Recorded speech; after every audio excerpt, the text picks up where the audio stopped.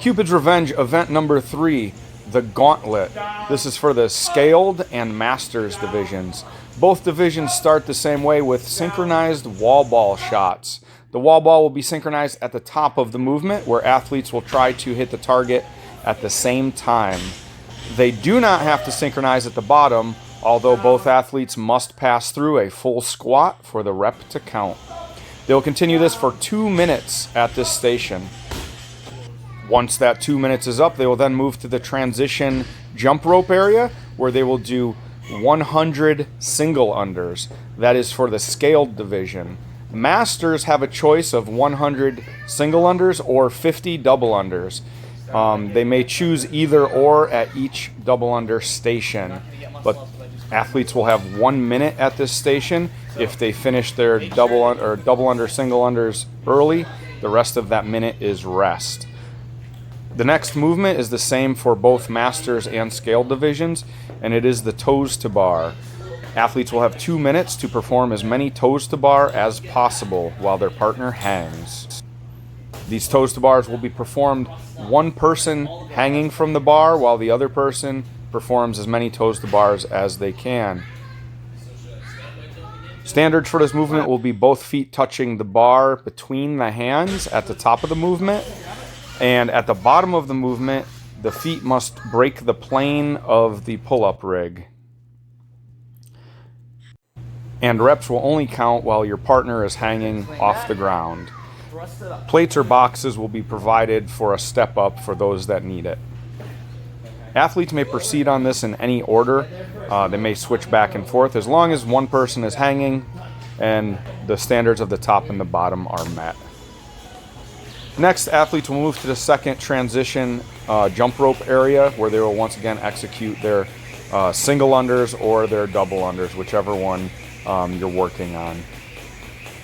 Once again, that's 100 singles if you're in the scaled division, or 50 doubles or 100 singles in the masters division. Upon completion of the number of singles or doubles and the 1 minute is up, we now move on to the rope climb. For scaled and masters, they are legged rope climbs. You may use your legs. Obviously, if you choose not to use your legs, you're just making it harder, but you may use your feet on the way up and the way down.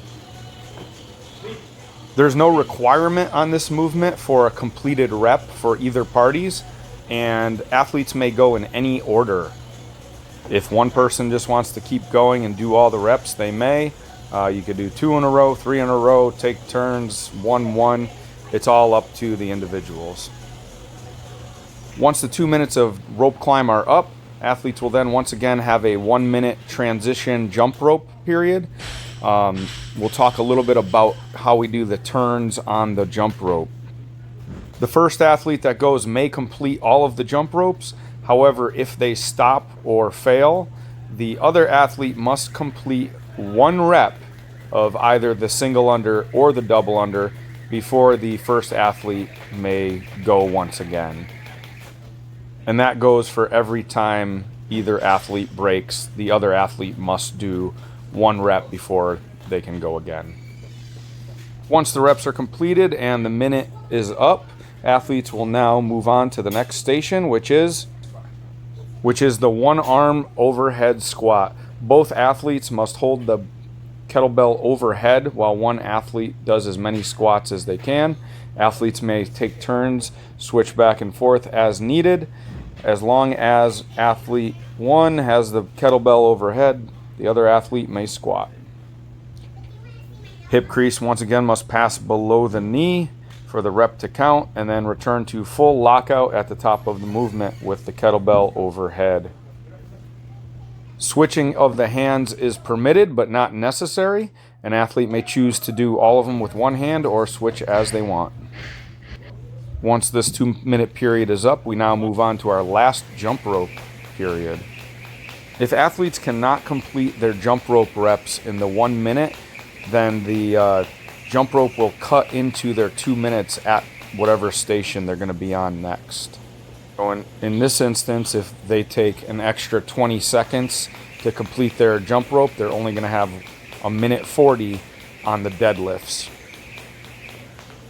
And that brings us to our final movement, which is the 2 minutes of synchronized deadlifts. Athletes will synchronize the movement at the top, where both athletes must reach full lockout of the hips, knees, with the shoulders behind the bar.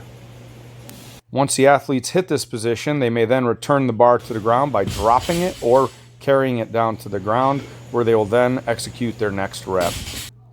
Bouncing of the bar or catching the bar off of a bounce are both no reps. And that concludes event 3. Good luck.